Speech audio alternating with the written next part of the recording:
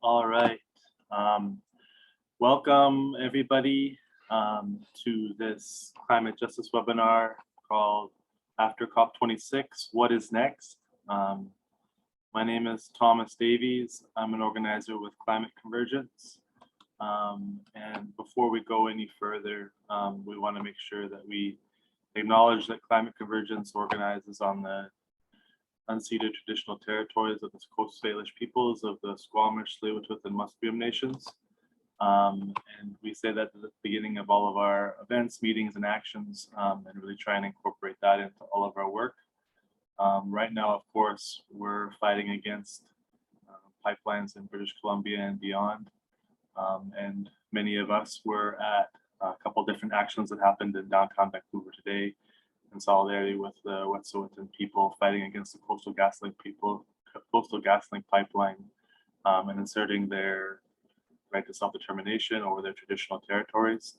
And we will continue to support them as well as all other Indigenous nations fighting for their self-determination and asserting their rights. And in this work for climate justice that is happening in especially a country like Canada, it's really important that we as climate justice organizers acknowledge and incorporate that into our understanding of everything that we're doing.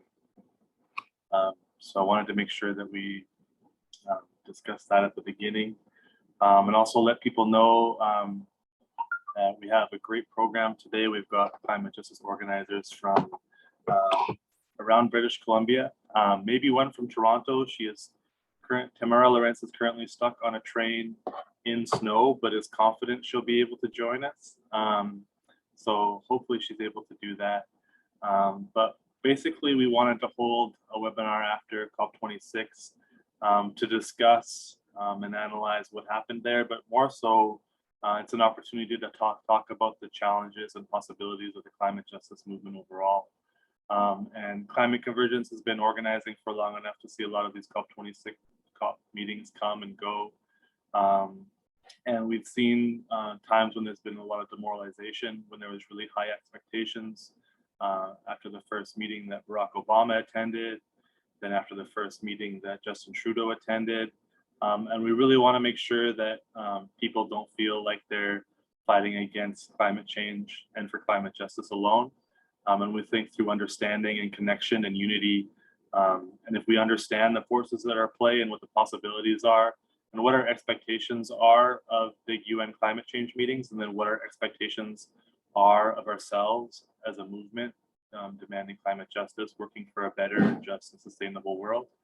I think we can avoid some of that demoralization and talk about how we can move forward together, which is the most important thing. So just so you know, we have a chat and a Q&A.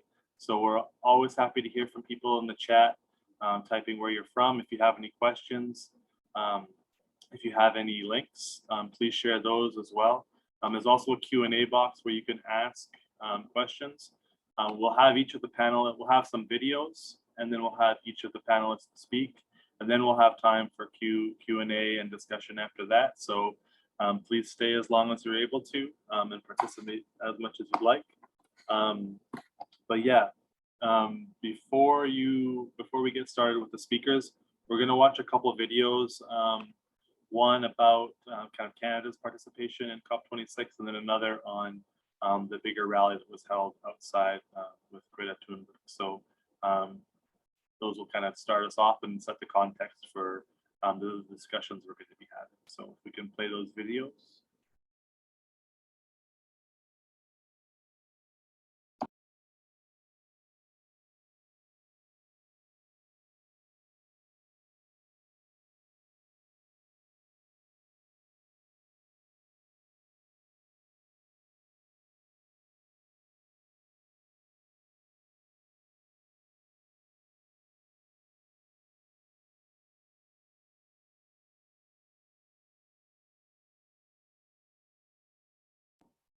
Or are you just going to figure out the audio on that video? Allison, I think it's the climate convergence.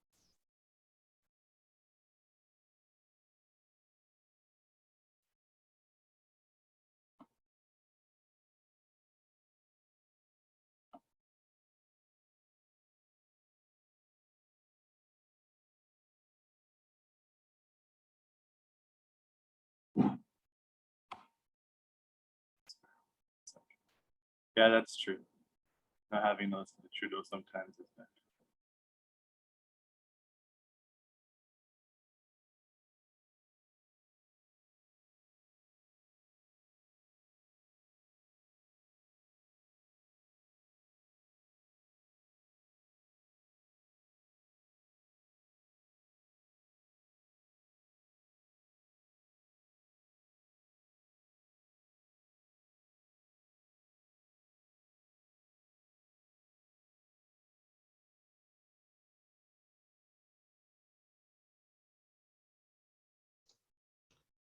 Someone mentioned you couldn't hear. No one could hear? I'm sorry, folks. Let's try it again. Yes, it is Trudeau blah blahing, but it's important.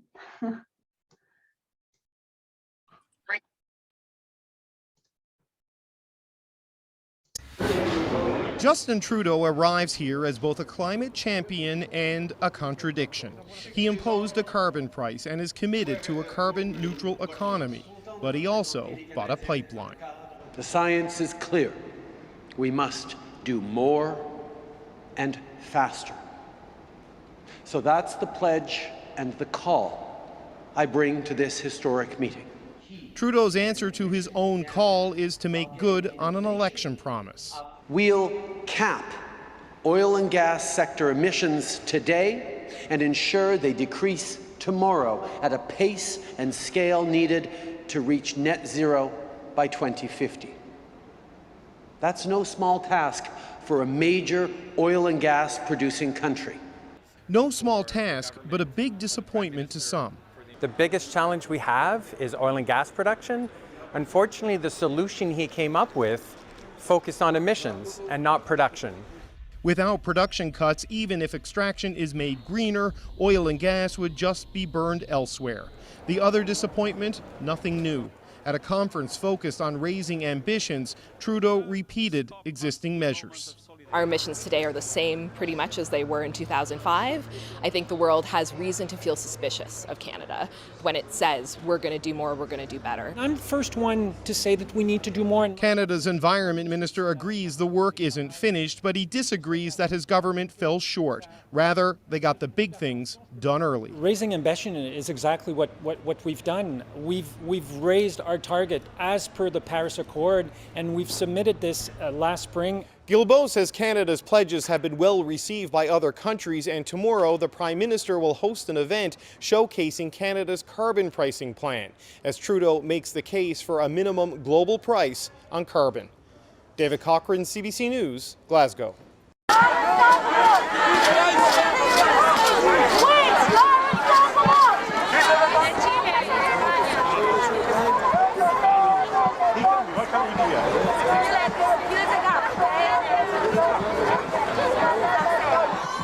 Thank you everyone for coming. What a great day. It is not a secret that COP26 is a failure. It should be obvious that we cannot solve a crisis with the same methods that got us into it in the first place. And more people are starting to realize this. Many are starting to ask themselves, what will it take for the people in power to wake up? But let's be clear, they are already awake. They know exactly what they are doing. They know exactly what priceless values they are sacrificing to maintain business as usual.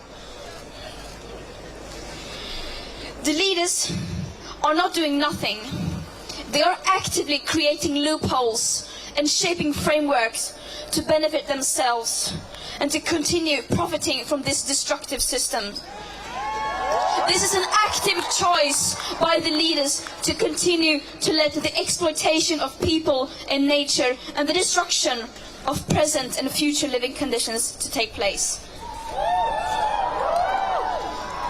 The COP has turned into a PR event where leaders are giving beautiful speeches and announcing fancy commitments and targets, while behind the curtains, the governments of the global north countries are still refusing to take any drastic climate action.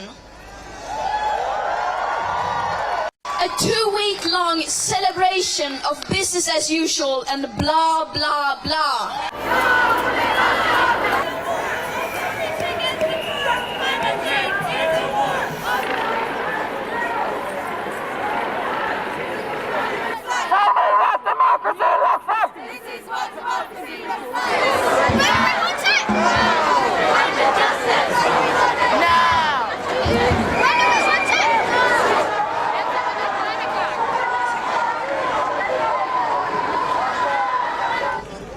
Thank you for coming out here.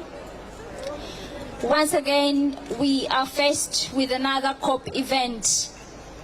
How many more of these should they hold until they realize that their inactions are destroying the planet? We are seeing the impacts of the climate crisis. I come from Kampala, Uganda, a country that has one of the fastest changing climates in the world. Historically, Africa is responsible for only 3% of global emissions, and yet Africans are suffering some of the most brutal impacts fueled by the climate crisis. But while the African continent, while the global south is on the front lines of the climate crisis, they are not on the front pages of the world's newspapers.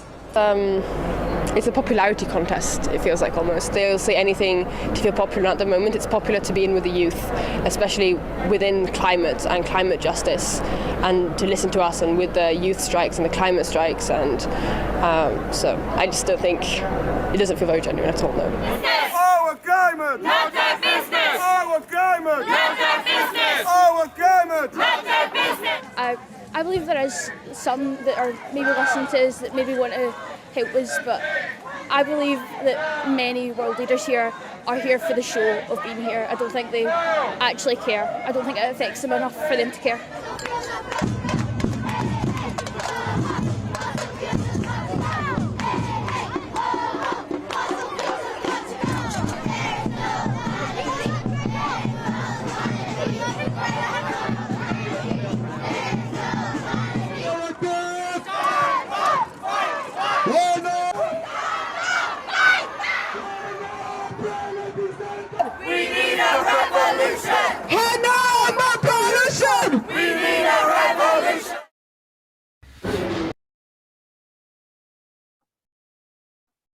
All right.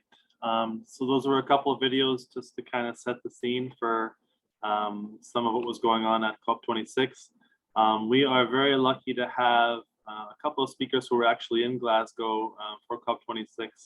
And the first speaker is ERIN Blondeau.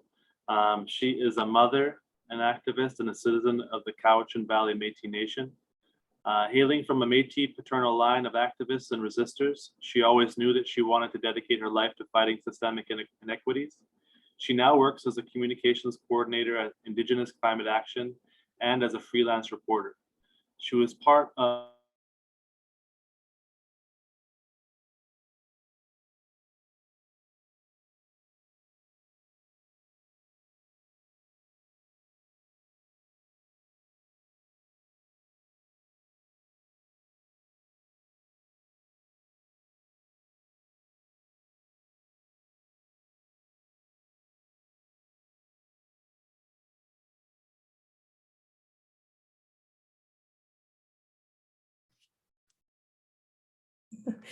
Yeah, so Tanche everyone. My name is ERIN Blondeau, and I am Métis on my dad's side, and we are British, Russian, and Jewish on my mom's side. And you'll have to excuse me, I've had like a cold since I got back from COP, so I'm going to be straining a little bit. But I have lived in the Cowichan Valley my entire life, and that's because I love it here. I love the land. I love the West Coast, specifically Cowichan, also known as the Cowichan Valley. For work, like was just mentioned, I'm a freelance reporter and the communications coordinator at Indigenous Climate Action. I want to start by setting up the context for my own personal experience at COP26, also known as the Conference of the Parties. For those of you that don't know, The Conference of the Parties is an international conference that happens every year as a way for countries, NGOs, and citizens to uphold the United Nations Framework Convention on Climate Change, also known as the UNFCCC. And the UNFCCC is an international treaty designed to prevent human-caused changes to our climate system. The main objective of the UNFCCC is to reduce greenhouse gas emissions to a level that will not cause anthropogenic climate change. So I arrived at COP26 in Glasgow before the conference actually started. It was rainy and cold, but I'm used to that as a West Coaster. And when the conference started, there was around, I think, 10,000 people a day spread out over this gigantic maze of buildings. And I was so tired from walking every day that I actually just decided to work from the Airbnb most days. And because I was a communications person, my role was to get the messaging out from COP26 and back home to our communities. My colleagues from Indigenous Climate Action held space inside the venue as the only Indigenous-led climate justice organization in Canada. And if you've been following news from COP26, especially from Indigenous organizations, you may have heard the phrase, colonialism caused climate change, Indigenous rights are the solution. And you can see that in the photo there. That was us at the Global People's March. So I'm going to unpack that concept for you in a little while. But I want to talk about what it was like coming back home. The real lessons that I learned at COP26 happened after I got home. As all of you know, we were hit with a natural disaster just a few weeks ago, and I really don't need to summarize what's happened because we all know, but I will say that it opened my eyes to the immense urgency of these issues. The hectic and confusing atmosphere of COP26 is even more enraging now than it was when I was there because my community was underwater. In the Cowichan Valley, we were trapped for a few days because the Malahat Highway crumbled and the highway to Nanaimo to our north flooded. This isn't meant to be dramatic or fear-mongering. This is our reality. I don't know about you, but I always thought that we would be the last one to experience serious climate change here on the West Coast. I don't know why. I just always thought that we would have time to adapt and time to plan and time to watch. But we need climate adaptation now. I'm trying to figure out what COP26 means for communities like ours back home. We are impacted nonstop here. Folks living on Cowichan Tribe's land have had their homes flooded multiple times just this year alone. And we aren't even clear what the government is planning to do about it. And I don't even know if they know. But recently, the House of Commons held an emergency debate on climate change and the natural disasters in BC. But aside from discussion around rebuilding infrastructure and general words of concern about climate change, I still don't know what's being done. I want to know how we as citizens are supposed to adapt to another new normal.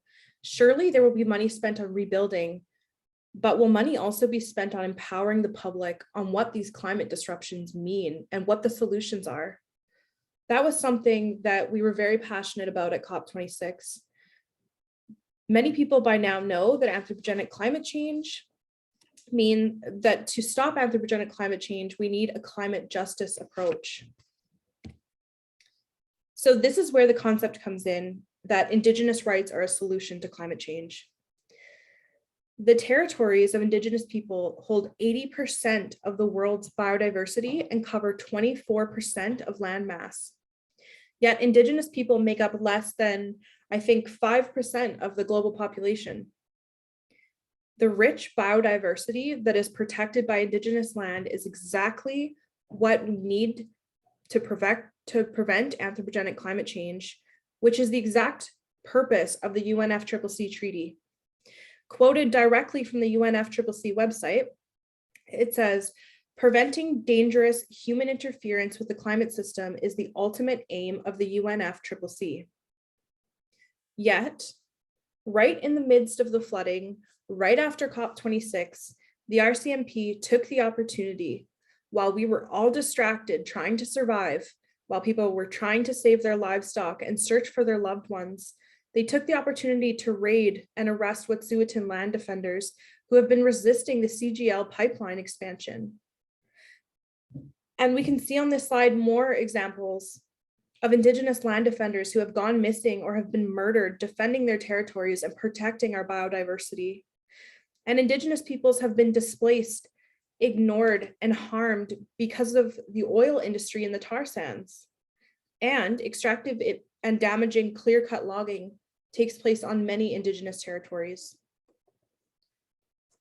So with all of this in mind, and being an Indigenous person myself, I can say that Indigenous rights are obviously not being protected and not being upheld. All of these facts can be boiled down to 4 important points. Indigenous peoples protect 80% of the world's biodiversity and have, for centuries, been fighting extractive industries that would permanently damage important ecosystems that can regulate and lessen climate disruptions. Indigenous peoples, although not monolithic, and that's important, have worldviews and values that exist outside of Western colonialism. These are the type of values that we need if we want to move away from extractivism that harms our earth. Indigenous wisdom and ancestral knowledge has helped our people survive off the land in meaningful ways since time immemorial.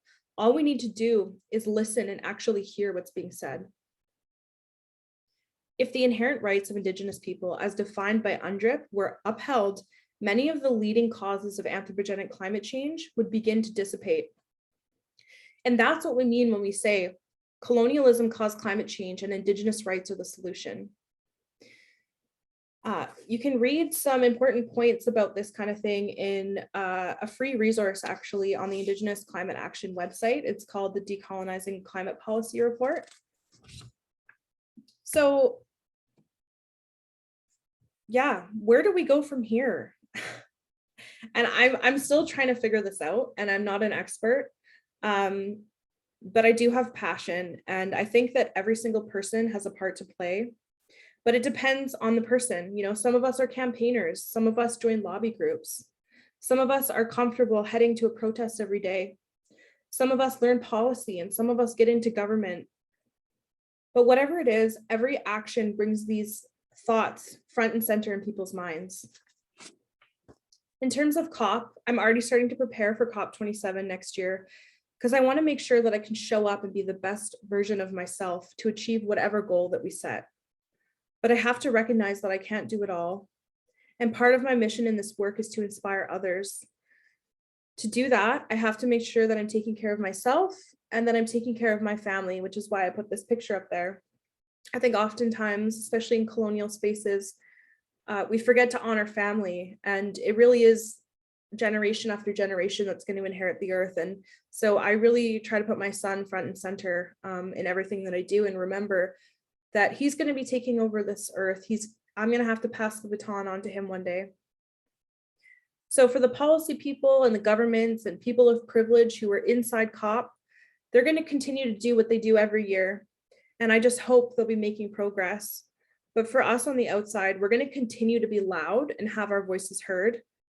We need to keep sounding the alarms about our land defenders and our water protectors. And we need to keep showing up in whatever way that we can. So that's it.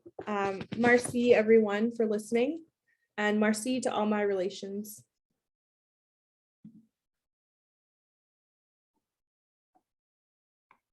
Thank you very much, Erin.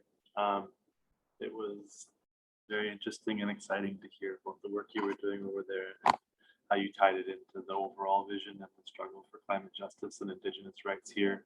And I'm sure we will be seeing more of you, and you will be seeing more of us as this fight progresses. Our next speakers are Hania Shakeri and Abby Hurd from SFU 350. We're putting them next, even though Tamar Lorenz has made it and Tamara was in COP26, but they are very busy with school and have to get back to school. So we're very thankful that they took time out of a very busy school schedule that I'm happy I don't have. But I'll introduce them and then kind of why we were really excited to have them. But Hania is a member of SFU 350 and Climate Convergence, and is on the Solidarity and Social Justice Committee of the Teaching Support Staff Unit at SFU. She is a PhD candidate at SFU studying human-computer interaction on the unceded traditional territories of the Seminahu, Katsi, Kwantlen, and Swasan nations. And Abby Hurd is a fourth-year Simon Fraser University student and divestment reinvestment organizer with SFU 350. She is also a research assistant with SFU's Department of Geography and is currently exploring the political and economic drivers of caribou extinction in so-called British Columbia. And recently, SFU 350 was in the news quite a bit for some of their actions regarding divestment, and they've been able to push the administration there, I think, a lot farther than the administration was originally planning on going. And now they have some exciting perspectives on what they've done and what they're still trying to accomplish. So Hania and Abby, the floor is yours.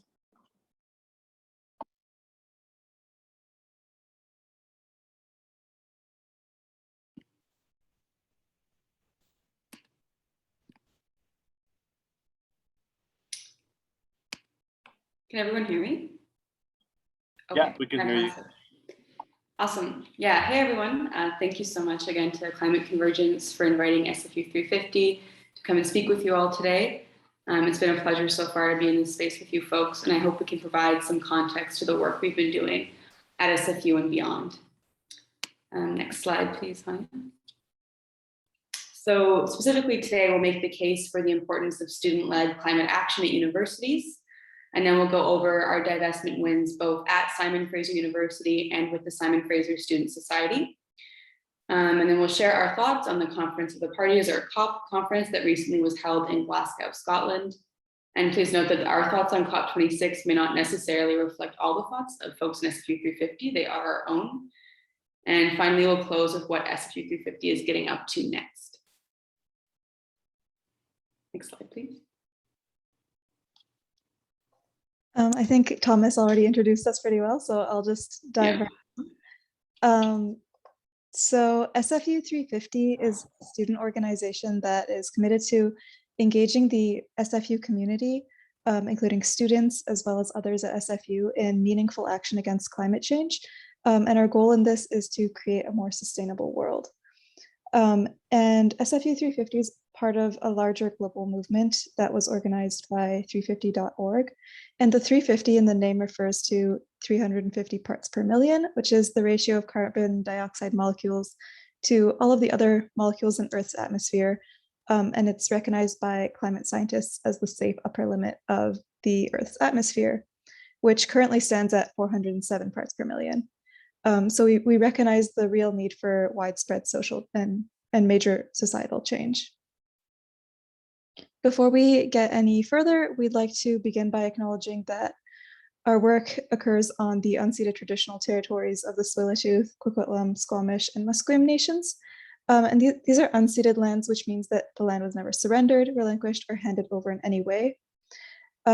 Since we are continuing to be on occupied lands, we acknowledge that as people living and working on these lands, we must always center our movement around Indigenous rights and sovereignty. So why is student involvement in climate action important?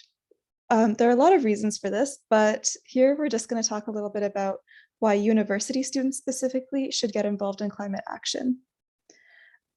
Universities are very powerful businesses, and they have the capacity to create significant change. Part of this is their financial power. So universities have endowment funds, which are meant to support teaching, research, and their public service missions. These funds are typically kept in the form of investments in various industries. So for example, SFU has an endowment of $500 million, while UBC has an endowment of over $2.5 billion. These are large amounts of money that the universities are investing. So in addition to that financial power as businesses, universities also play a critical role in providing education, obviously. And that potentially could include climate education, which could be delivered to their students through coursework, as well as through contributing knowledge to the public through climate research. And finally, universities play a broader social role through their internal policies, as well as through the public social stances that they take, because universities can significantly impact and shape city infrastructure, for example, and this can potentially be used to put, in order to put pressure on governments to effect change. So universities are powerful institutions, but students can still influence how that power is used. So most importantly, universities are very keen to protect their public image and reputation, which student activists can use to their advantage.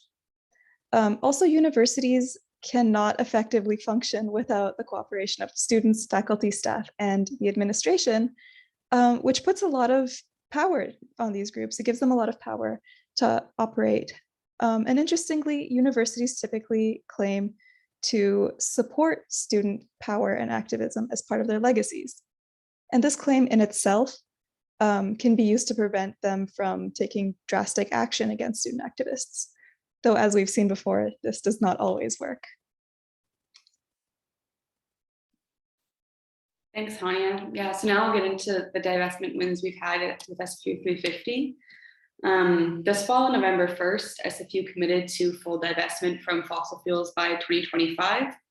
And this win came after 8 years of pretty tireless organizing by SFU 350 members and their allies, including faculty and staff. And notably, a hunger strike by SFU students Jaden Dyer and Zane Hawk pushed this win over the edge. SFU actually announced divestment the morning their hunger strike was scheduled to begin. So what led to this win was really a diversity of tactics. Members were engaged in both internal lobbying and external activism throughout the whole 8 years of campaigning. And this combination of tactics resulted in numerous wins along the way to divestment, including the creation of a responsible investment committee and carbon footprint reduction targets that got increasingly higher. So internal lobbying occurred through things like meetings with SFU's treasury, presentations to the responsible investment committee, and presentations to the board. And external activism occurred through public events focused on divestment and direct actions, including a fake pipeline that we put through Convocation Mall, and most recently a climate justice mural in Convocation Mall. And importantly, our work would not have been possible without the successful divestment movements that won divestment before us. We're really grateful to other student-led divestment groups, notably Climate Justice UBC, Divest UVic, and the Divest Canada Coalition for their continued support and collaboration with organizers at SFU 350. And we're really excited to now be embarking on a reinvestment campaign with some of those same groups. Next slide, please. And also this fall, although got slightly less attention, was that we won divestment at the Simon Fraser Student Society. So this student society represents over 25,000 undergrads, and they committed to divestment from fossil fuels through a bylaw vote at the annual general meeting. So the Student Society and SFU 350 brought forward a divestment bylaw proposal together, and at the AGM, an overwhelming majority of students actually voted in favor of divestment. Importantly, the SFSS is currently divested from fossil fuels, and this bylaw was put in place so as to prevent future student society boards from investing in fossil fuels. So now future boards will only be able to invest in fossil fuels through a reversal of this bylaw, which would have to occur through a vote that students would vote on.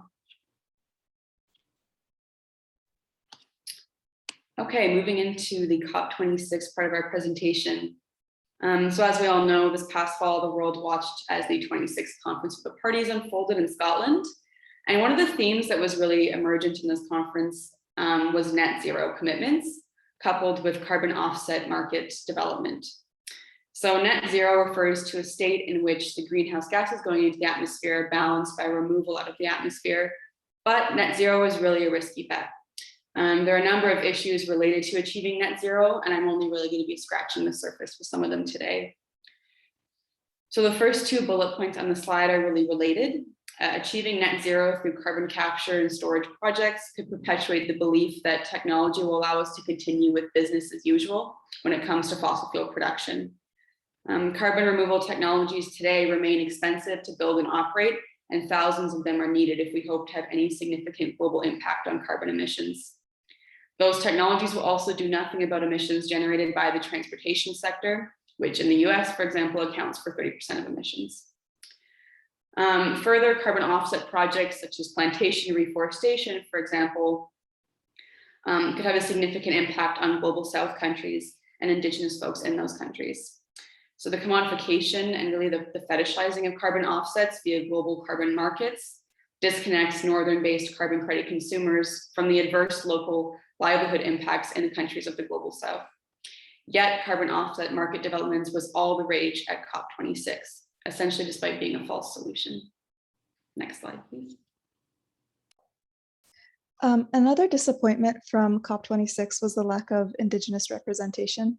And ERIN already spoke really well about this, so I just want to echo some of those points. As we know, Indigenous people have been fighting on the front lines of the global climate crisis and leading grassroots approaches to climate justice. But rather than prioritizing and hearing and following the longstanding knowledge and wisdom that Indigenous people have about the land, countries at COP26, including so-called Canada, put systemic barriers in place that made attendance a challenge for many Indigenous people. And some examples of this were the high cost of travel and accommodation, the lack of social distancing amid COVID-19, which hits Indigenous and minority communities the hardest, and for Indigenous communities from other countries especially, a lack of access to vaccination and visas prevented their attendance. Those of them who were able to attend were not given an equitable or sufficient opportunity to participate. So First Nations delegates were given observer status, which meant that they did not have enough of an opportunity to engage with the national delegates or be heard by them. There was an open dialogue session organized between observers and delegates, but apparently only one delegate, who was from the EU and who showed up to the session late, made a contribution during that conversation, and others did not engage with the contributions of Indigenous speakers at all.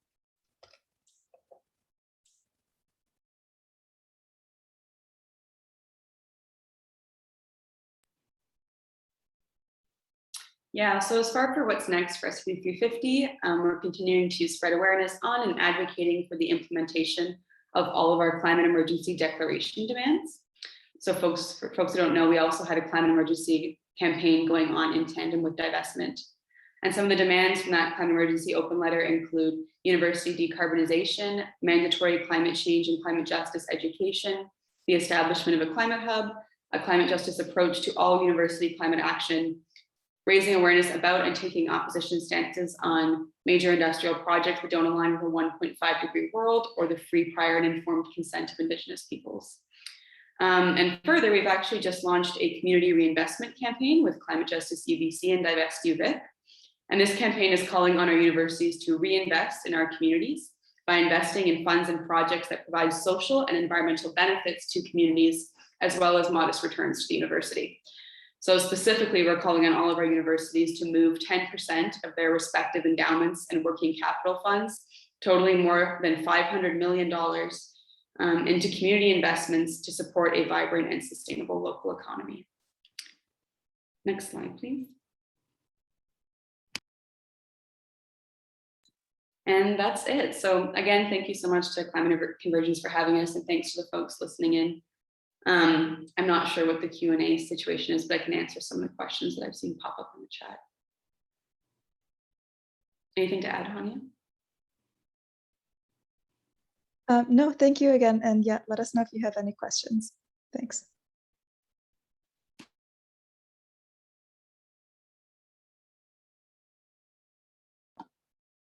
Awesome. Thank you very much. We were really excited to have SFU 350 present.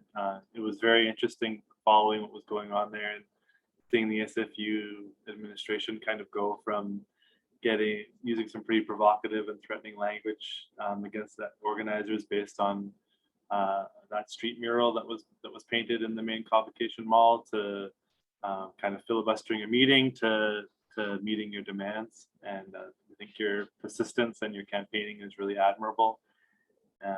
I definitely remember going to an SFU 350 meeting a couple of years ago and hearing about the divestment campaign and being like, wow, that's a lot of meetings with a lot of people who are trying to filibuster you. So I really appreciate the work that you were doing. If you have a question for Abby and Hania, you can put it in the Q&A. We're gonna have like an actual more time for like the questions and discussion, but they should be able to answer it directly in the Q&A boxes while this is happening, because we have some other speakers to get to, and I'm not sure how long both of them can stay. So if you have something urgent you want to ask either of them, you can type it into the Q&A, and Hania and Abby, if you can check that, that would be great. Our next speaker is Tamar Lorenz. Thank you so much. I'm very interested to hear how your train journey was. We appreciate you for making it.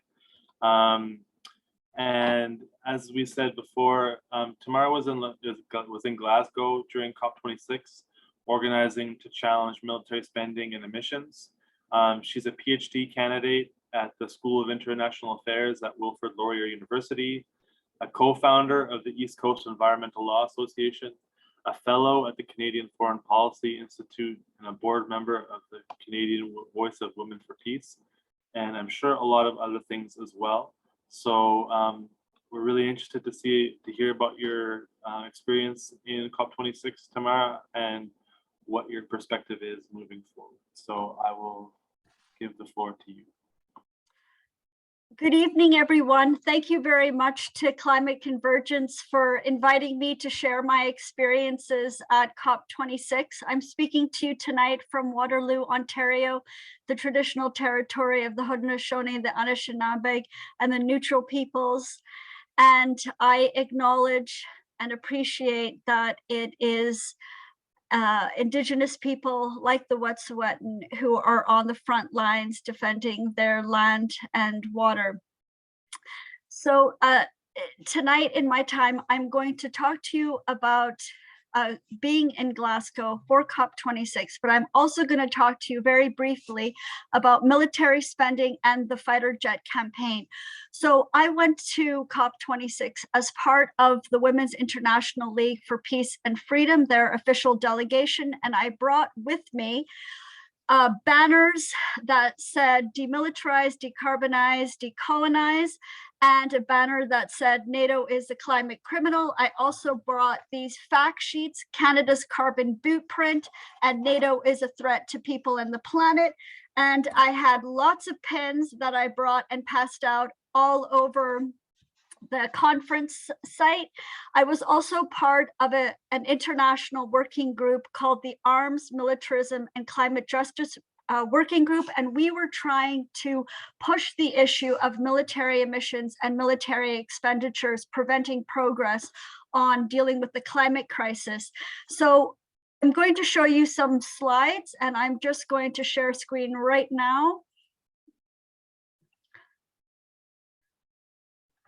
And I hope that you can see all of my slides okay.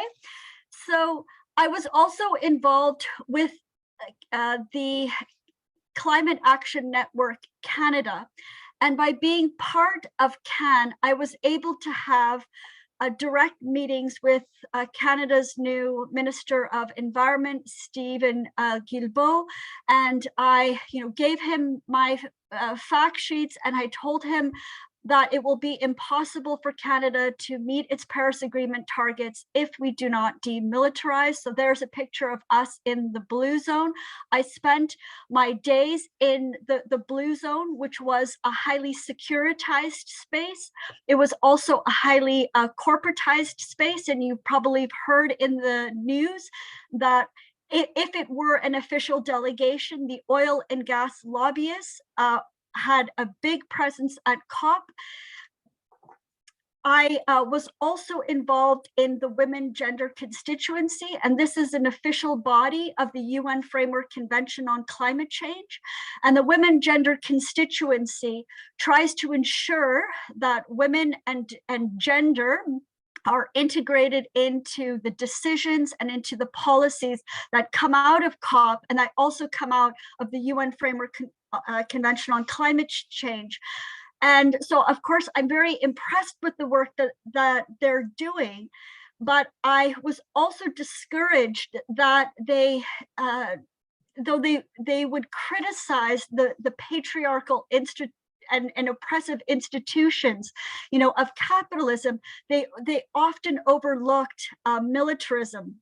And they never put forward the possibilities of disarmament and demilitarization and peace as central climate solutions. So it reminded me that we have a lot of work to do, not only with the environmental community, but also within the women's space as well. I participated in the huge climate march in Glasgow. There were 50,000 people on the streets. There were about 200 solidarity actions around the world. And it was great. You can see my banner: demilitarize, decarbonize, decolonize. That was our slogan throughout our time in Glasgow. And after I spent time in the blue zone, that official space, I also participated in the absolutely fantastic, highly informative, highly inspiring People's Summit that took place in various venues throughout the cities, at churches, at theaters, at community centers. And there were some really excellent events and many speakers from the Global South. This is where I learned the most. I also participated in a launch event for the military emissions website and project, and this took place at a unique space at COP called the Arctic Base Camp. And so it tried to replicate what a base camp is like up in the Arctic. So it had a huge chunk of melting Arctic ice, but it was funded by a hedge fund corporation, and it was also a highly securitized space. So I'm just going to show you the picture of the Arctic Base Camp that was just outside the blue zone, and you needed a pass to get into the space, and you can see that it's surrounded by, you know, a huge high fence with barbed wire at the top, and then around the perimeter were these little yellow surveillance bots called armadillos.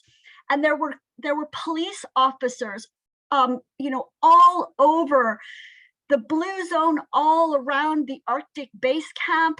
And, you know, you were checked several times to make sure, you know, that you had your official badge to be able to get in. And I thought that this was a metaphor for, you know, the direction that we're going in dealing with the climate crisis. I mean, Canada and the United States are militarizing the Arctic, which is the fastest warming region on the planet. I mean, it's a fragile oceanic ecosystem that is melting, and we are industrializing it and we're militarizing it. And that was on display at COP. One of the biggest announcements that took place at the summit was the big Beyond Oil and Gas Alliance, a new initiative that was put forward by Denmark and Costa Rica. I asked the Danes, you know, how they're going to go beyond oil and gas when they've just invested in a new fleet of fossil fuel powered F-35 fighter jets, something that Canada is considering buying, and I will speak to that in a minute. Now, this announcement that Denmark and Costa Rica made was the most highly attended by the media. People were scrambling to get into this. It was absolutely packed, and there was a tremendous amount of media about this. And I respect the fact that Costa Rica was part of this announcement. Today, December 1st, is actually the National Day in Costa Rica, where they recognize the fact that they abolished their military in 1949, 72 years ago, and they are not wasting $1 on soldiers and fighter jets and on warships. Whereas Denmark is a member of NATO, and by virtue of its membership in NATO, it is investing a lot in carbon-intensive militarism and fossil fuel-powered military vehicles. So, you know, we need to ask more critical questions about this initiative.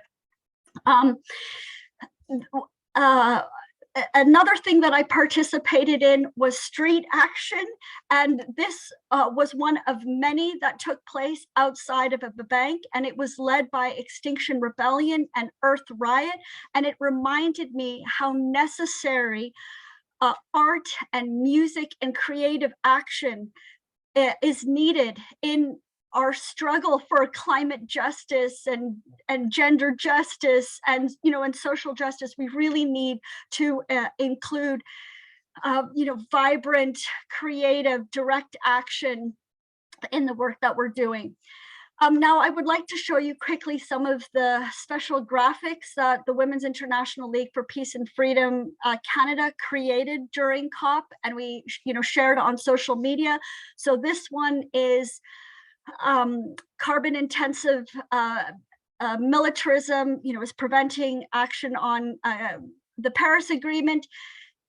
The Canadian Department of National Defense accounts for 30% of federal departmental spending, and Canada's military accounts for 61% of all federal government emissions. And so, we're calling for demilitarization for decarbonization. And the other graphic that we shared is NATO is a threat to people and the planet. Rapidly reducing greenhouse gas emissions is impossible with NATO's rising carbon intensive militarism and military spending. Abolish the alliance, save the climate. And I really appreciated that the SFU 350 students talked about net zero being a false solution. At the People's Summit, I came across two really fantastic resources, and I'll share them at the end, but I'll just flag this for you quickly. This is Hoodwinked in the Hothouse, 3rd edition, Resist False Solutions to Climate Change.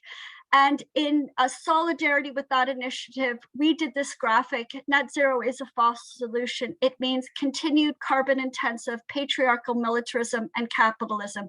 Keep it in the ground. It must be zero emissions.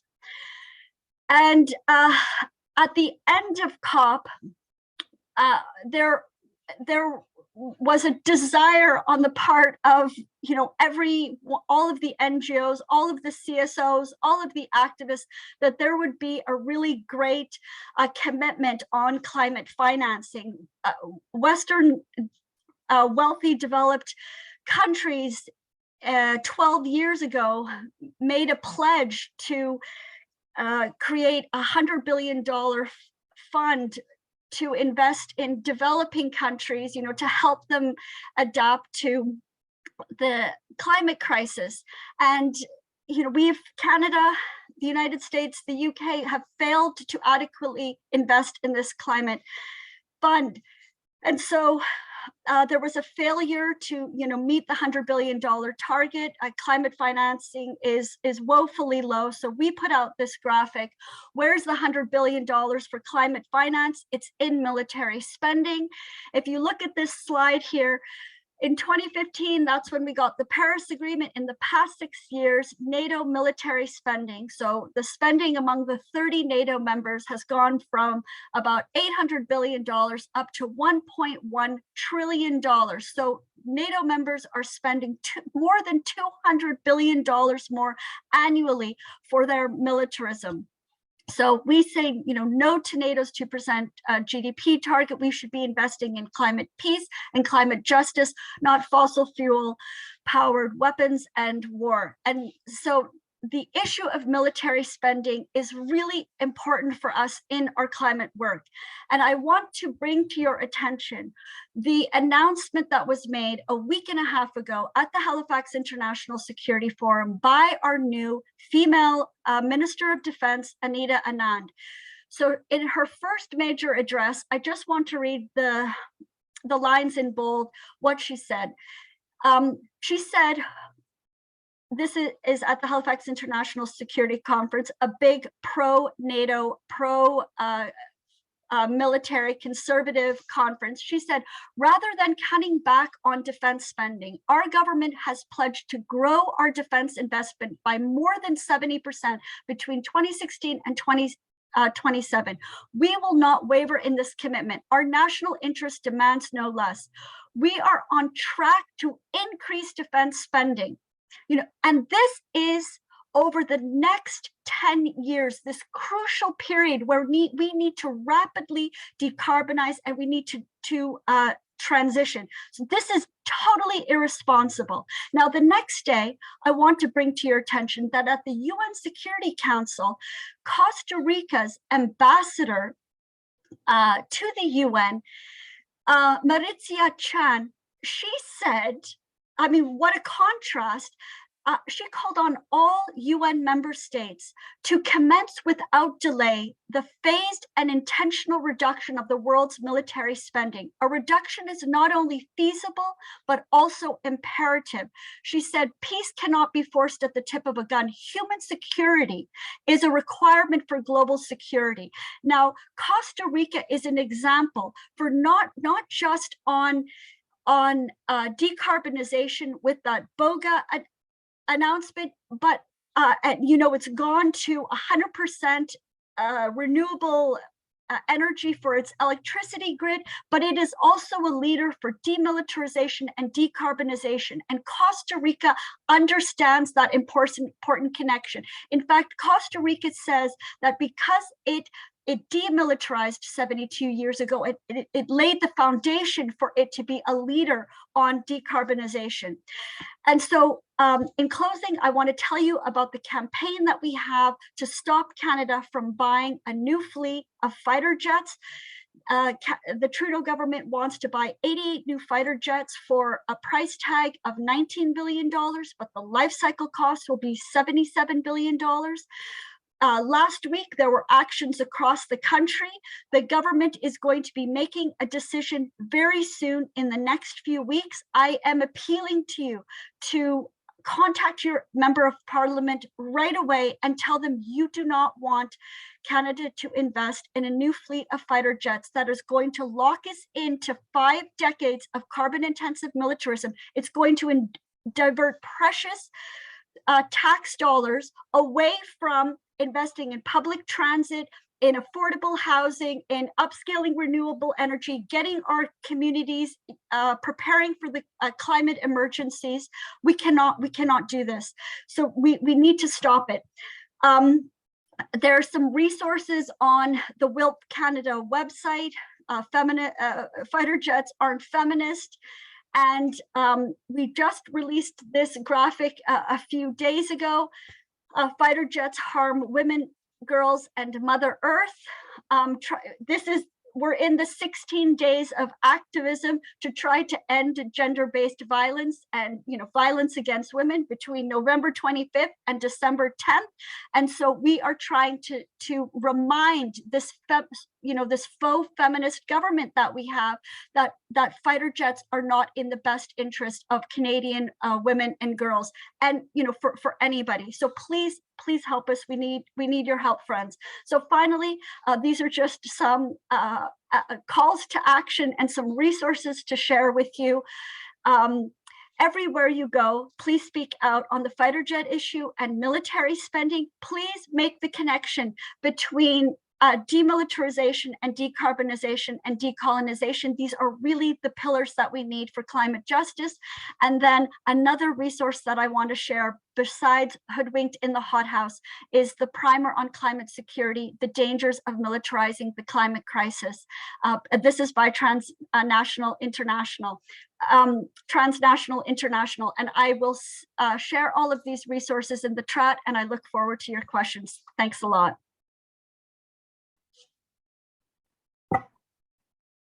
Thank you very much, Tamara. We also know that you're 3 hours ahead of us, so it's 10 p.m. over there, getting late. Again, I think you probably set the record for most slides and most words and most bullet points out of any climate convergence webinar presentation, but we really appreciate it. And yeah, please, if you can drop the links in the chat, some people are asking, and we'll be very interested to follow up on those important issues that the Canadian government is not following up on nearly enough. We have 2 more speakers before the question and answer and discussion period. Both are very interesting, so please stick around. Our first speaker is Darcy Briggs, and he organizes in Victoria, BC. He's an organizer with Climate Justice Victoria, springmag.ca, and Love Music, Hate Racism Canada. So Darcy is going to share with us the perspective of Climate Justice Victoria. We were really excited to see the organizing they're doing in Victoria, and kind of creating connections and space for other organizations, I think is really important as part of the work as we move forward. So Darcy, it's all up to you now. Awesome, thank you so much. I do not have a slide, unfortunately. So now this is the part of the webinar where you can like check your Facebook while someone's talking in your ear. Yeah, so I thought, I suppose first, yes, so I'm coming from Lekwungen territory of the Songhees and the Esquimalt nations on Vancouver Island. And I'll be talking about kind of some examples behind our organizing for Climate Justice Victoria, but more broadly, the role that organization and kind of linking together with organizations can play in movement building. So I'd like to start with a quote. So this is a quote from The Red Deal. So that's a publication put up by the Red Movement. The Red Deal, for those who haven't heard of it before or are curious about it, is kind of an addition to the Green New Deal put out by the Red Movement that centers Indigenous sovereignty and decolonization within a lot of Green New Deal policies. So the quote is, "Liberation isn't a theory, it's a necessity and a right that belongs to the humble people of the earth. How will we make this happen? We will not turn away from opportunities to organize, agitate, and build people power in spaces of state power and surveillance that are designed to dehumanize and disempower ourselves." I really like that because it kind of, that motivates that idea of not turning away from opportunities to kind of engage and build the climate justice movement. In case you haven't been able to tell already, I don't think many of the presenters here or people attending have had any radical delusions regarding the COP26 conference. After all, those who have the most to gain from the status quo all met together and mapped out a method to maintain their roles as the people who have the most to gain from the status quo. The lobby groups most represented at the conference were that of the oil and gas industry, while protesters were violently suppressed outside of the event to the tune of £100 million, which is actually making this the most expensive and largest deployment of officers in the entire history of the United Kingdom. So greenwash tactics like cap and trade, carbon taxes, and geoengineering were thrown around. We've kind of talked about some of them already, but I think it's kind of worth addressing them as well. But none of these were actually kind of brought up with the assumptions that they're actually going to be used to fundamentally change the way we do things. After all, I don't think there's an expression that says the 26 times the charm. So the belief of COP26 is that runaway climate change is coming from some sort of externality to capitalism. There's something outside of colonialism, outside of capitalism, outside of our system that's influencing the day-to-day activity. And so we need to figure out what this anomaly is and then fix it. That's sort of the basis behind COP26 and similar industries and governments around the world.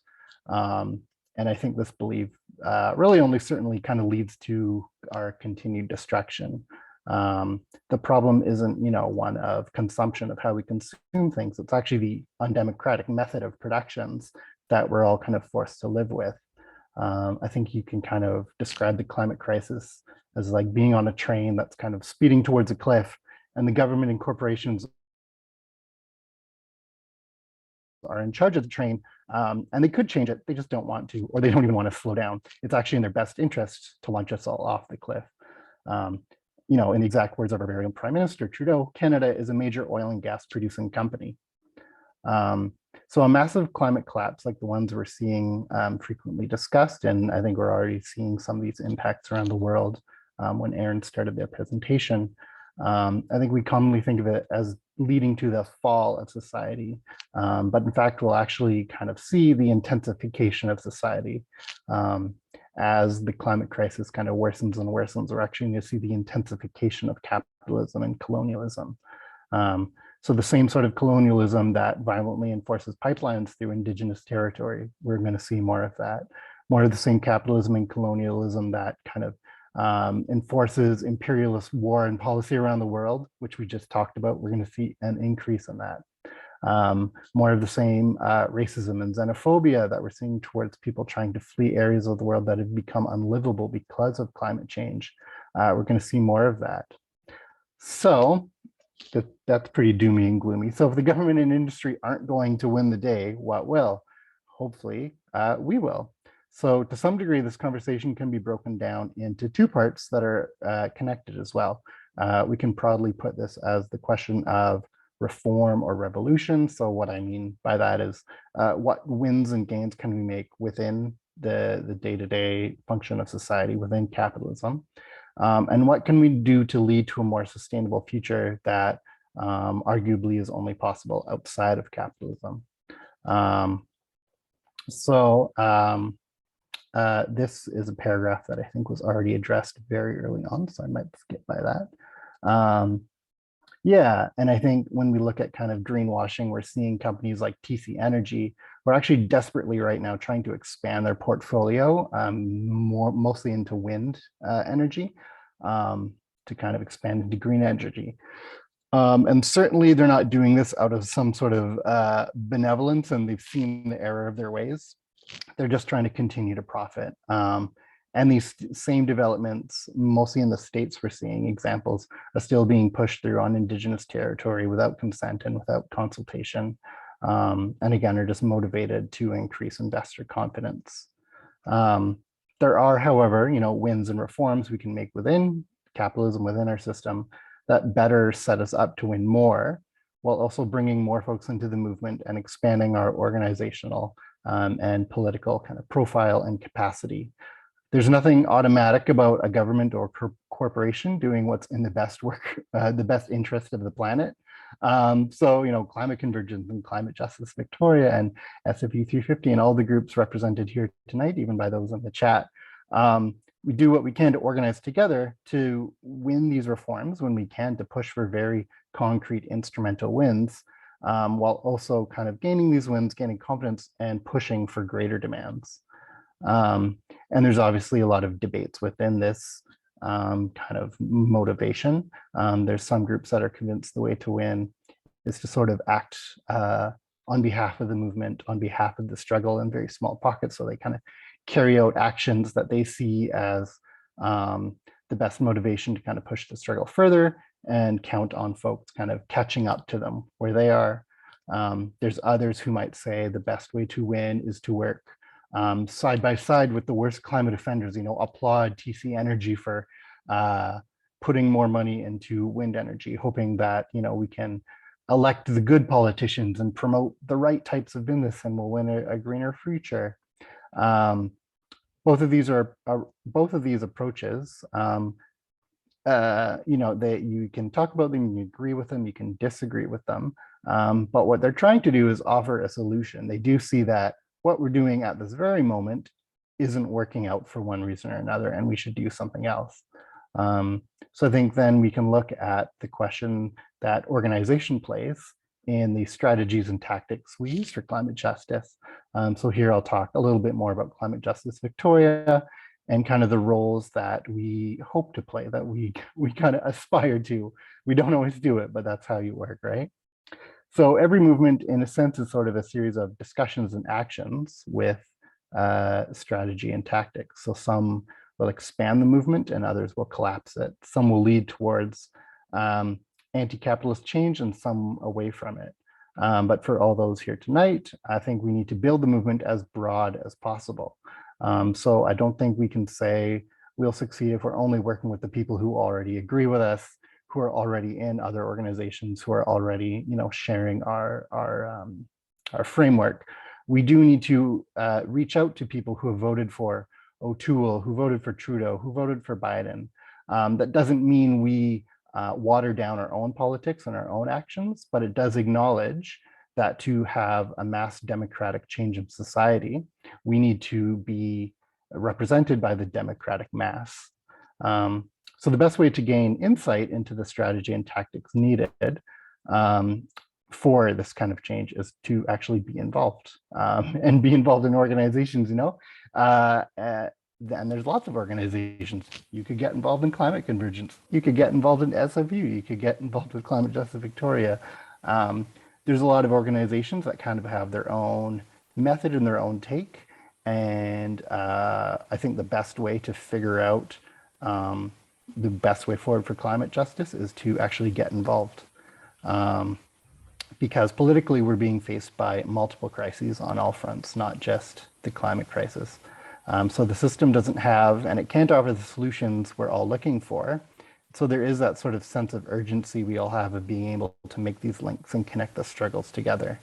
So it's the very nature of what these crises are and how forcibly intersectional they are is what should inform our activity.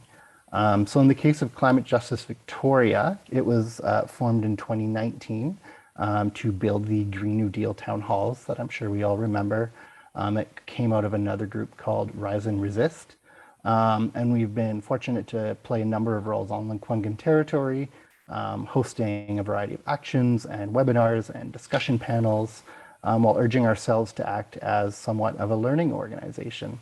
And we try really hard to do this. So I think it's, you know, it would be a little counterintuitive to the values of climate justice to believe that, you know, only one organization can offer a very static set of values and principles that's, you know, point the exact way forward.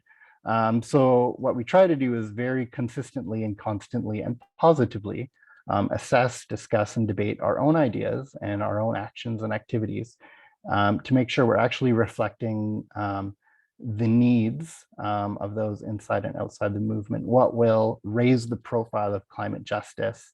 What will invite more people into our own activity? So in CJV, our main areas of work have consistently been public transportation.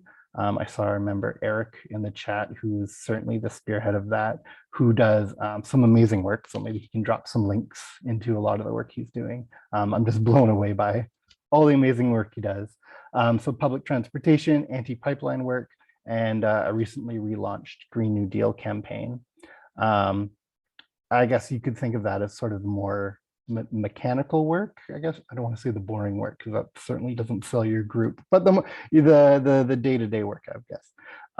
But we've also sort of noticed the importance of what does it mean to be involved in the movements, and what does it mean to feel involved. And from that, we also focus on kind of social events at all. Both with new members and older members and prospective members and friends of members and pets of members and all of that. So we do things like book clubs and social gatherings.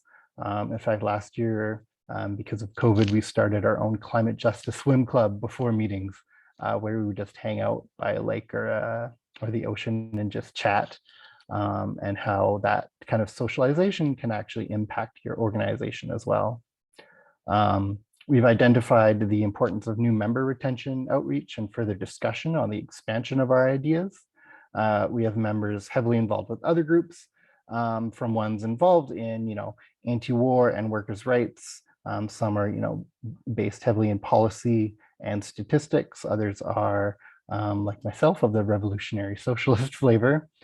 So what's important for anyone to know when involved in movement building is to not assume that everyone knows what you're talking about. Where you're coming from with an argument. It really helps to actually explain simple things like the names of other groups you're in, acronyms. We're tied heavily with another local organization called GVAT, Greater Victoria Acting Together. And we all know what GVAT is in the core organization, but very frequently we'll do a GVAT update and new folks are like, sorry, what is this GVAT? And, you know, things like that.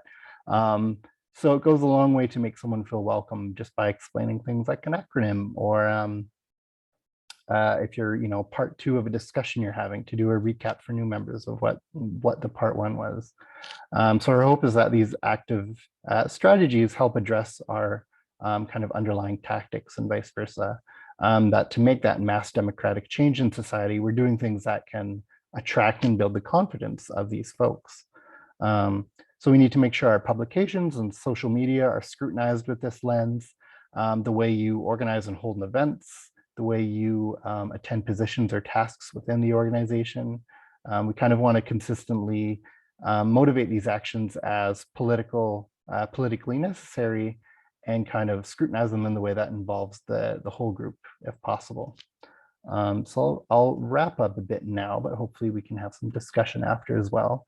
So I think beyond COP26, as we continue to sort of deepen and expand the fight for climate justice, and kind of focusing on decolonization, on anti-imperialist struggles, we need to keep in mind what will make our struggle stronger and ready for the long haul. So when we're organizing and building on political campaigns and the movements, we should ask ourselves, does this tactic kind of build confidence or pessimism? Are we generating solidarity across groups and struggles, or are we just sort of replicating, are we just boosting our own egos by holding an action? We need to make sure we're running with the positive aspects of these questions, and then we have those discussions and challenge the more destructive aspects as well. Because we want to build it in a way that ultimately makes people feel safe and welcome into our organizing spaces, and in ways that will see more people take on actions forward and build the struggle forward, either within our own groups or without. We want to support that as well. So I'll close out again. I didn't write this one down in my notes. This is from the Red Deal as well. Here we go. So it's this section, I believe, was written by Nick Estes, who's one of the founders, on decolonization. So in this era of catastrophic climate change, why is it easier for some to imagine the end of fossil fuels than settler colonialism? To imagine green economies, carbon-free wind and solar energy, and electric bullet train utopias, but not the return of indigenous land? Why is it easier to imagine the end of the world, a zombie apocalypse, than the end of capitalism? It's not an either-or scenario. Ending settler colonialism and capitalism are one and the same as returning indigenous lands. These are all possible and all necessary. So I'll end there.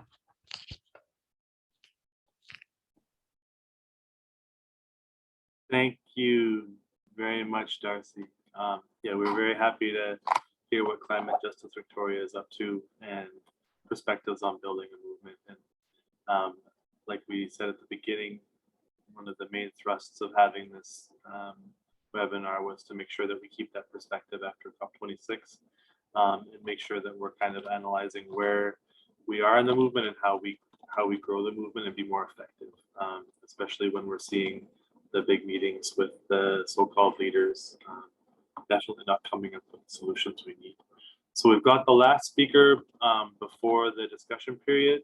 And our last speaker is Alison Bodine. She is a climate convergence organizer, journalist, author, and researcher with a focus on environmental, Latin American, and immigration issues.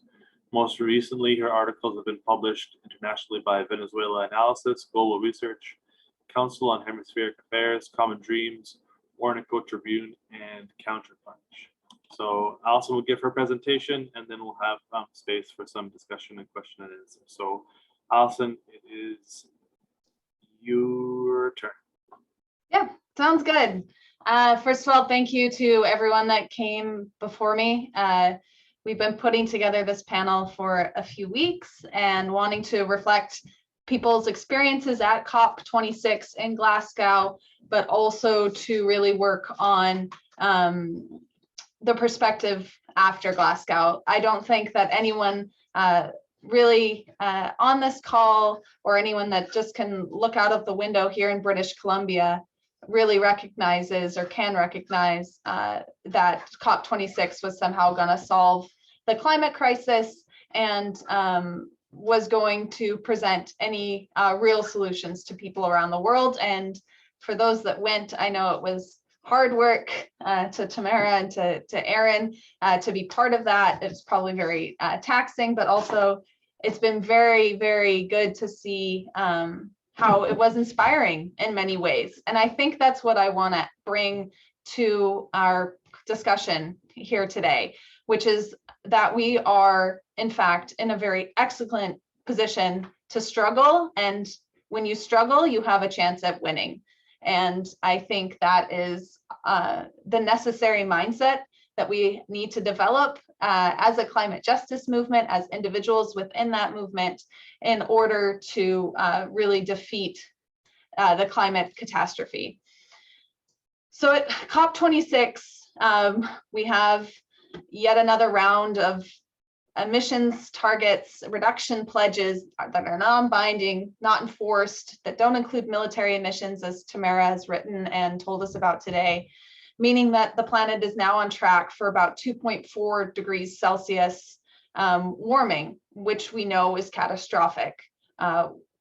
We know this because the United Nations, some of the world's best and brightest scientists have come together, studied it, and they've put it all together and really explained to us that we cannot cross 1.5 degrees to retain a livable planet and to prevent mass extinction. Yet we have Prime Minister Justin Trudeau at COP26 standing up and pretending that he is somehow a savior of the world, that Canada has the plan, and asking people to reflect on what happened in Lytton, BC, when an entire town, mostly Indigenous, burnt to the ground this summer. He claims to understand and to say, quote, "What happened in Lytton can and has and will happen anywhere. How many more signs do we need? This is our time to step up and step up together." It is impossible to believe that this can be said with a straight face. He is clearly speaking out of both sides of his mouth, while at the same time giving $18 billion in subsidies and public financing to the oil and gas sector in Canada during this pandemic. Justin Trudeau weaved a broken and worn out record talking about carbon trading, a global carbon tax, net zero, which we've definitely worked towards debunking on this webinar today, as if he didn't understand that the planet as a whole shares one ecosystem, shares one atmosphere, has one carbon budget, and has limited resources. We learned during COP26 and all the discussions around coal, for example, that Canada produced 57 million tons of coal in 2019. And though coal is not used to generate electricity at Canada at the same levels it used to be, Canada continues to export coal to be burned elsewhere and somehow washes its hands clean of all of those emissions and the results of the extraction. I want to remind us all and to say clearly that the responsibility for the climate crisis lies in imperialist countries like Canada, the United States, Europe, and does not lie on developing countries that have been subjugated to colonialism, that have been subjugated to wars, occupations, and underdevelopment on behalf of countries like the government of Canada. And this applies to Canada's own war against people here at home and Indigenous nations. It is the government of Canada that is responsible, like so many others, for the global climate crisis and the capitalist system that governs how the government of Canada operates that is responsible for the climate crisis. This can be seen not only through me saying it or through our understanding of history, but also when we understand that per capita consumption emissions, for example, in Canada are 6 times higher than India's. And yet India comes out the so-called like the bad wolf out of the climate COP26 for intervening on the issue of coal. On the heels of this same summit, where Biden also tried to cry foul of governments in China or India, the Biden administration itself is preparing for the largest oil and gas lease auction in US history, which happened just this 2 weeks ago, where they opened up 80 million acres of the Gulf of Mexico to oil and gas drilling.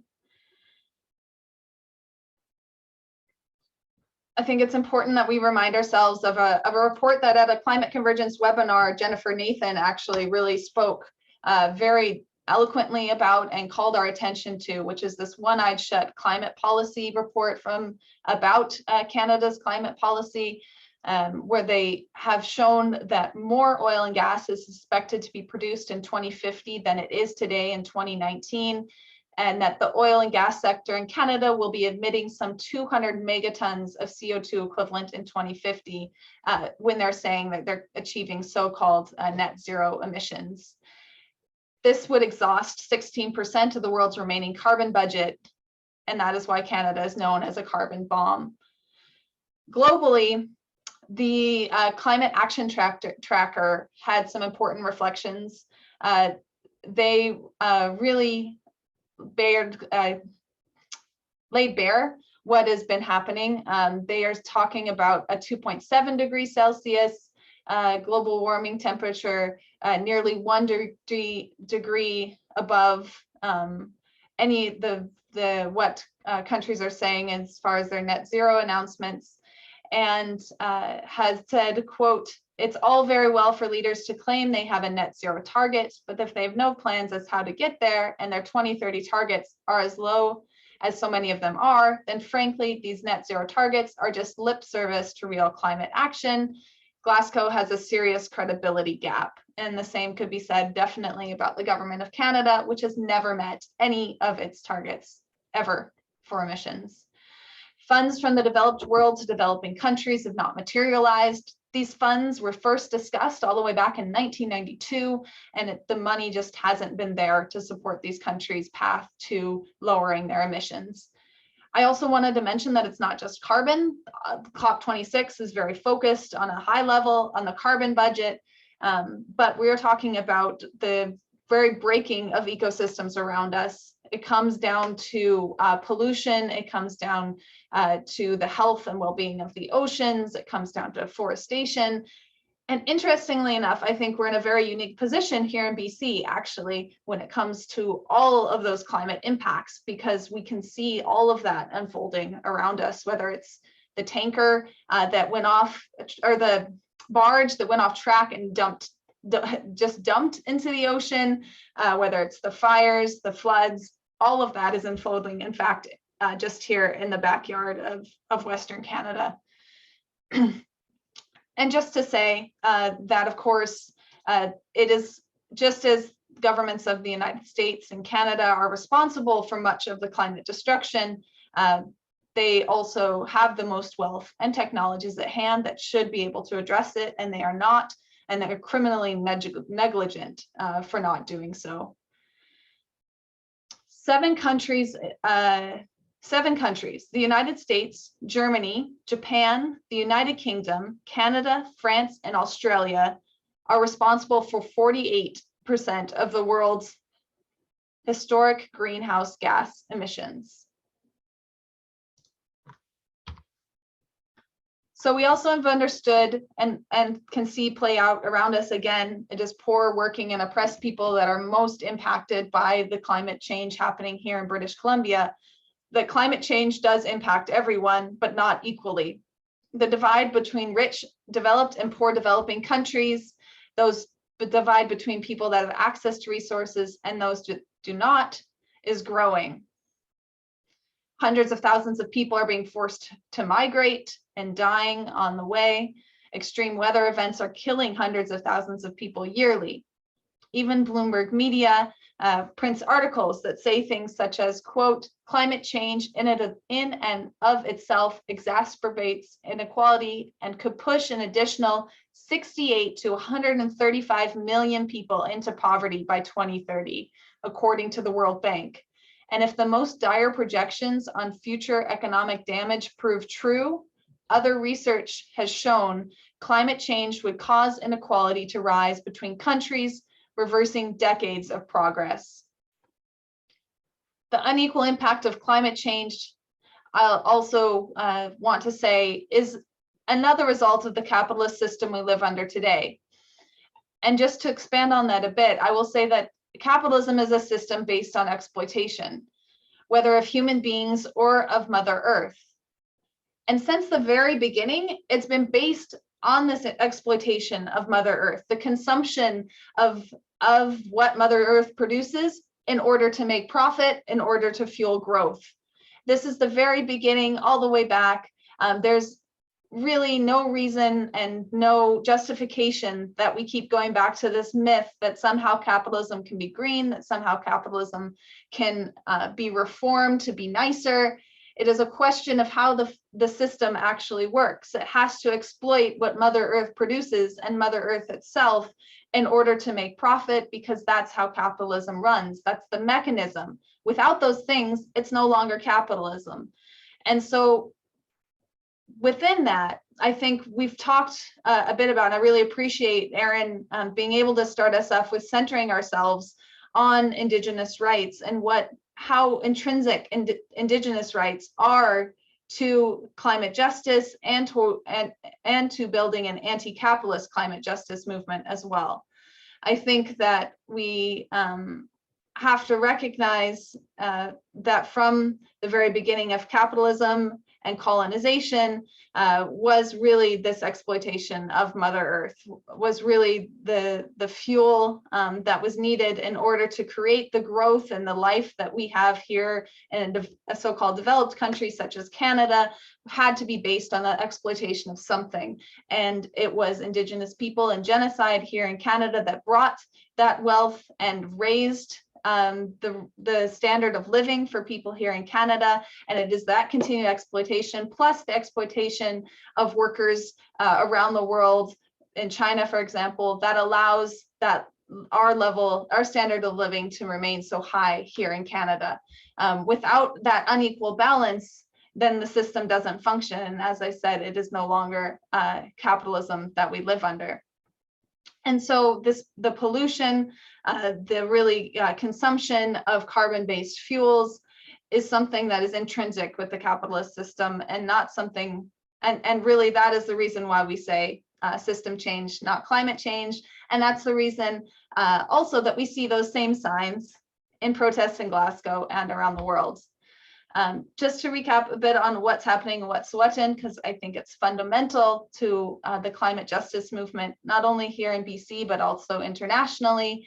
To date, 34 people have been arrested in Wet'suwet'en for defending their land and territories that even according to Canadian courts belong to them, where they're supposed to have free, prior, and informed consent on any projects that take place on the territories. We see that the rule of law is completely ignored by the government of British Columbia, the government of Canada, that there is in reality no free, prior, and informed consent, because Indigenous people clearly have no right to say no to projects and even to be on their own territories. The RCMP invaded Wet'suwet'en and has taken people off of their land in violation of basic human, fundamental, and Indigenous rights. And really, we have to recognize, as Tamara said, it is people in Wet'suwet'en and Indigenous communities around the world that are on these front lines fighting against the climate crisis. And I think we need to hold the government of British Columbia directly responsible for what is happening, because they have allowed the RCMP to carry out this invasion and have defended their interests as far as building the CGL pipeline.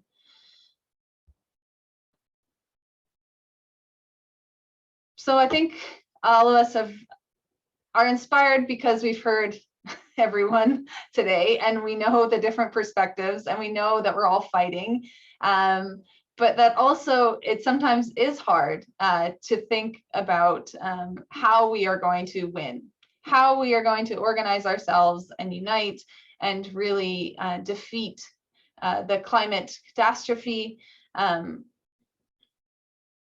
defeat the capitalist system that means that Mother Earth is bought and sold the same as human beings are bought and sold in order to create profit. told time and time again that the market will fix things, that we just need better technologies or market solutions, and all of that is just a bunch of empty lies when we look 2 years back, 5 years back, 20 years back, all the way back to when ExxonMobil was very clear in knowing that the climate crisis would happen if they kept extracting the oil, and they continued anyways.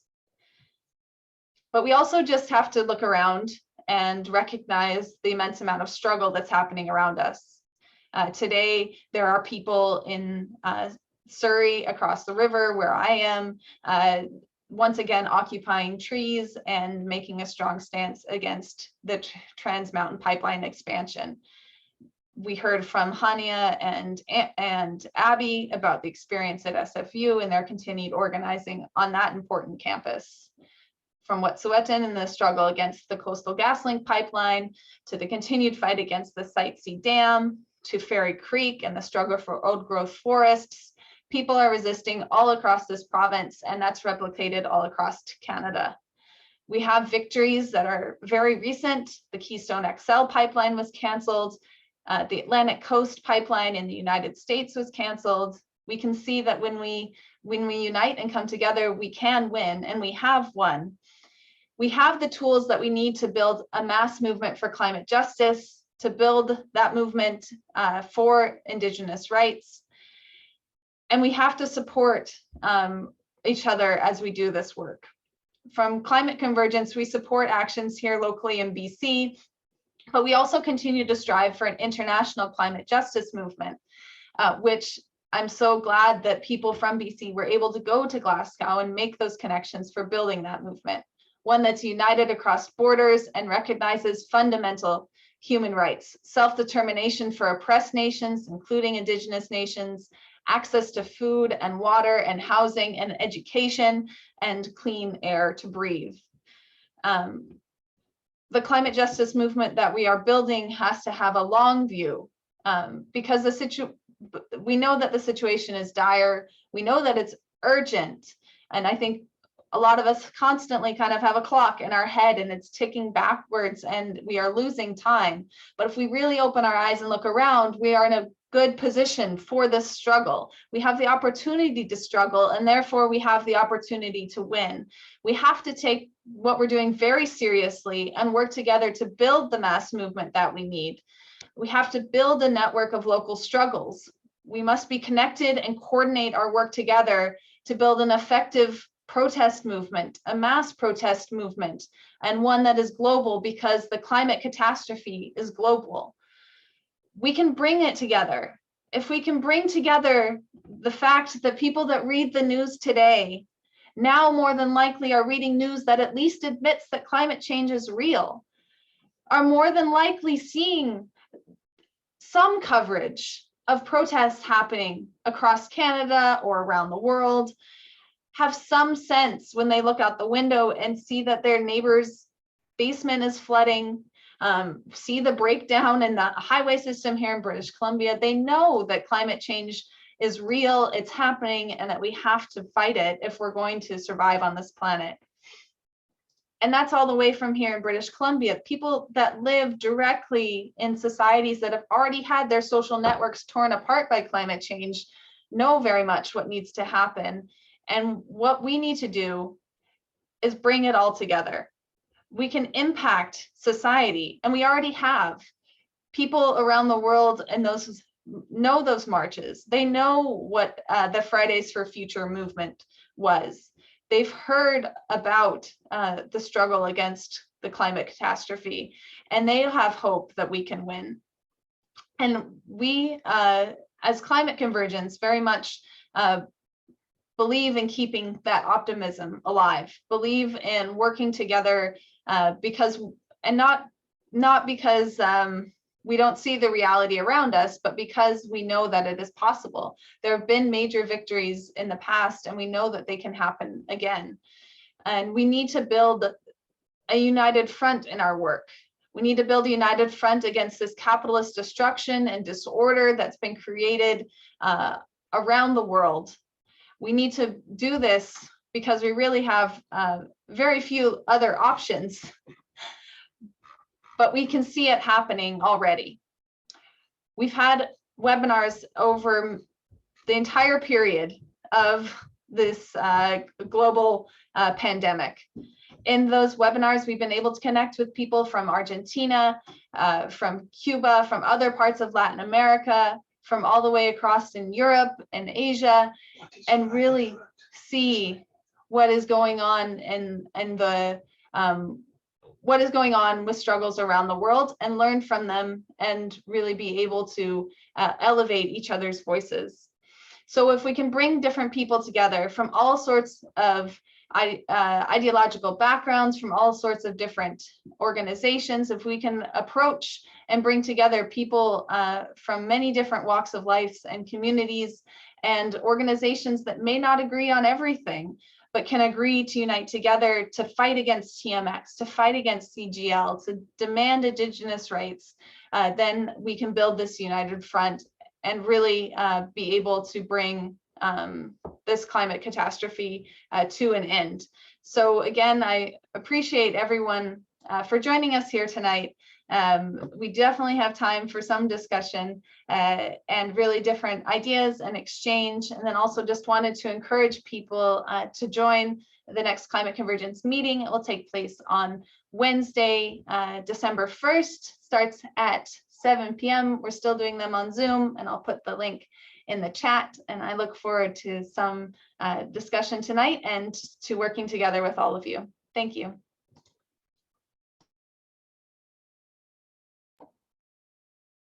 Awesome. Thank you, Allison. I beat you to the punch as far as the Climate Convergence meeting link in the chat. I had it ready.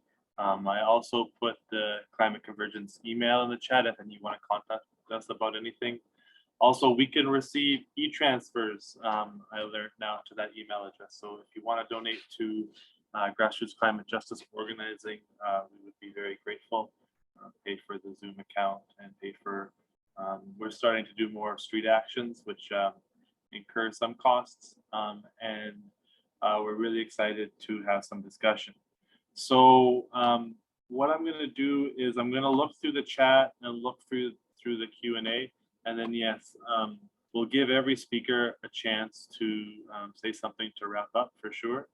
But the only question remaining, because a lot of the SFU 350 ones were answered, is somebody wondering how all the big oil and big nuclear lobbyists were allowed into COP26.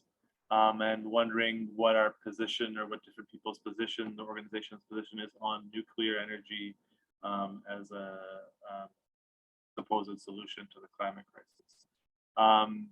So if you have any other questions or comments, put them in the chat or the Q&A, because people can ask them or answer them. Otherwise, I'll kind of do a last call for questions. And then we'll let the speakers wrap up. But is there any speaker? I'll just any speaker who wants to address kind of what the lobbyist situation was like at COP26, and then thoughts on nuclear as a solution. Tamara? So many of the lobbyists from the oil and gas sector are part of official national delegations. So they're coming with their host countries. And there was a really great analysis of all of the delegates, you know, the 40,000 plus delegates that had access to the Blue Zone by Global Witness. They did an excellent article, an analysis of the participant list, and I put that link into the chat, and I encourage you to check it out. I also want to mention that there was a very big nuclear power lobby there, and they told me that they got funding by the government of Canada to help with their pavilion. And so we really need to keep a close eye on how our government is subsidizing, supporting, funding nuclear power as a false solution for the climate crisis. So keep an eye on that, friends. Thank you. Allison has her hands up, and then any other speaker wants to talk on that question.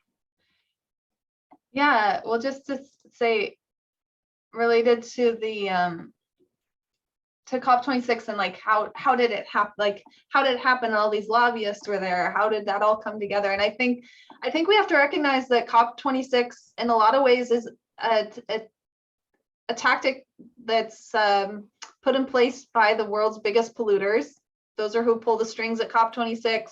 That is who's making the big decisions, and they are very much invested in nothing actually coming out of COP26, and it being almost another way to buy time to try and wear down the movement of people around the world that actually recognizes what's happening and is fighting back. And I think that's not to say that to be cynical about COP26.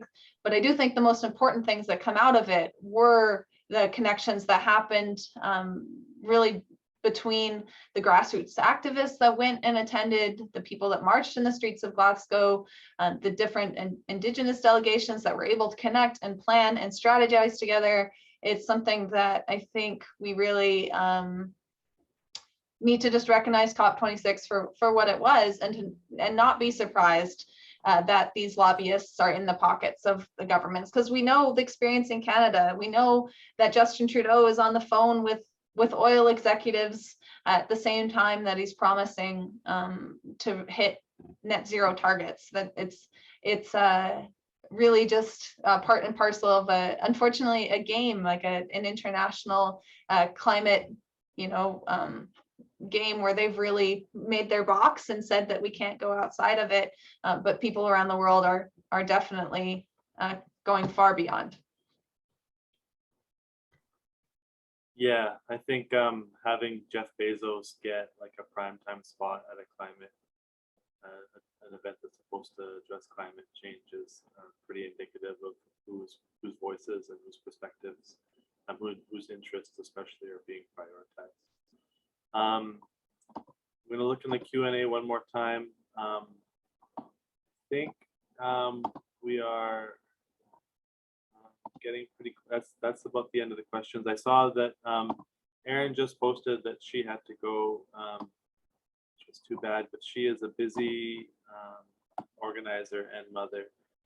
So we definitely understand that she had to go, and thank her for her participation. So I'm going to go kind of in order of speakers for last call for closing comments. I'm not sure if either Hania or Abby have something they want to say from SFU 350.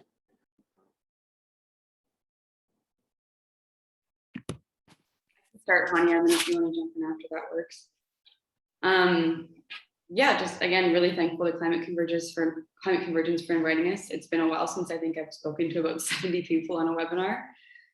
So I really appreciate being invited into this space, and I'm really grateful as well to hear all the other presenters today. I learned a tremendous amount. And Tamara and other folks who reached out that want to be in touch, please don't hesitate to contact us. It's 350sfu@gmail.com, and we'll do our best to get back to you. It's middle of exam season, so you might get it in 2 weeks. Sorry about that, but doing our best. And just so excited to see that there's so many climate activists out there on the ground doing such great work. Really fills me with hope. Anything to add, Hania? I think you said it really well, Abby. Yeah, again, thank you so much to Allison and Thomas and others at Climate Convergence for inviting us and letting us speak. Awesome, thank you very much. And then Tamara, you've got your final thoughts.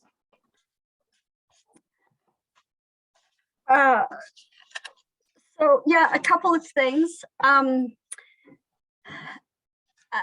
At COP26, the NATO Secretary General Jens Stoltenberg came. It was the first time a NATO Secretary General came to a climate meeting.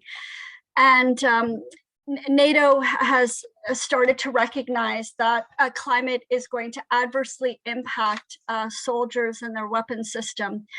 Canada announced this year that it's going to be hosting NATO's Center of Excellence for Climate and Security. And this should worry us, and this is something that we need to oppose. Next June 29th and 30th in Madrid, Spain, NATO is going to be having its climate summit. We are mobilizing peace activists around the world to organize a counter summit. Friends, I cannot stress to you enough how urgent it is for us to have the courage to say, Canada out of NATO, abolish the alliance to save the climate and to save ourselves. The other point that I want to make is COP27 next year will be in Egypt. And we have to be very concerned about how Canada, the United States, the UK, and NATO are militarizing the continent, the African continent, which is going to be most stressed because of catastrophic climate change, is being militarized instead of being aided in trying to cope with catastrophic climate change. You know, we have special forces, we have our warships, our soldiers that are constantly, training in countries across Africa. This is something that we need to oppose. So we need to start working with allies in Africa. I want now, months ahead of COP27 to try to bring, climate peace into the conversations that we have around climate justice. We have to help demilitarize the African continent so that they can cope with the climate crisis. So please, that's another appeal to you all to help, please make that link and start making those connections now. Thanks. Thank you, Tamara. And Darcy? Awesome, thank you so much. Yes, thank you once again, Climate Convergence, for hosting this event, and thank you to all the speakers. I think it's really inspiring to hear about the wins that we've been able to attain in climate justice movements. Sometimes they're small, sometimes they're big, but they're all equally important because they lead to the next win and the next win, and that just helps us kind of build our own capacity, which is super inspiring. I didn't prepare anything wise or pull out any smarter than me quotes. So I just think, invite a friend to the next action or something you're going to. If you know someone that's kind of sympathetic to climate justice, but maybe they've never been to an event, invite them along and, say, I'll be your buddy. I'll be beside you the whole time for whatever the event is. If you see a friend, talking online about something, kind of engage with them and say like, hey, this is really important. Like, are you interested in getting involved, doing something about it? And not in a way that like you need to do more, but in a way that says, there's lots of people that feel the same way you do. And some of us, work together and organize together. And I think, yeah, it's really important to do what we can to get more folks involved in a really kind of positive way. So I'll leave it there. Awesome. Thank you, Darcy. And Allison, last thoughts. Yeah, I mean, I think there's so many different, there's people from a lot of different backgrounds actually on this call, looking through names, and not even everyone is from here in BC, and that's very encouraging. And I think that we can definitely find a lot of common ground to work on together, that we have some very specific campaigns in front of us here, defense of Wet'suwet'en and calling out for support against the CGL pipeline and against the RCMP invasion, demanding an end to the TMX pipeline expansion. I think we'll have much more ground to work on with people around that issue now that the pipeline is threatened by flooding and breaking apart, and just kind of the complete obvious really way that TMX pipeline expansion does not make any sense with the climate catastrophe that we are facing, and then defense of old growth forest and the continued struggle in Fairy Creek and beyond. And like I said, the connections that we're able to make internationally, and hopefully continue our work together in that way, in building definitely this united front against capitalist climate destruction means coming together on these specific campaigns. It means we may not agree on everything, though I encourage people to come to the climate convergence meetings so we can talk about them and debate as always, but that we can definitely agree on a lot and can join these important campaigns. I'll echo just what Tamar Lorenz has said. Climate Convergence joined in the Cross Canada Days against the fighter jets, and will continue supporting that campaign. And I encourage other people to definitely join in that one as well. And we'll add that to our list of the important and urgent work to be done from here in Canada. Thanks for all your time, and I hope to see you out in the streets very soon. Awesome. So yeah, thank you very much to all of our speakers, presenters, and also thank you to everybody who's stayed throughout the event. I know this has been 2 years of webinars, and we're a movement of people, and people need connection. And this is one way of kind of doing that, but it is not the ideal way. But we're making it work, and we're finding ways to make connections. Like I said, our vision was to be part of the progress of the movement and continue the momentum and make sure that COP26 was understood, put in context, and analyzed in the perspective of how we're building a grassroots climate justice movement, and that the real climate justice leaders are in the streets, on the front lines, in these kinds of webinars, and not behind closed doors at COP26. And if we understand that, and we understand how important our work is and how important our work is together, then we have a real possibility to build a movement to create the just and sustainable movement that we all know that we need, and we all know that it's possible. So again, thank you very much to the speakers, participants. Please, whatever you think you can do for climate justice. Climate Convergence meeting links are on there. There's a lot of other links. We'll send out an email with important links and follow-up right afterwards to all the participants. And we'll see you all at the next action or activity, whatever that is. Thank you very much and good night.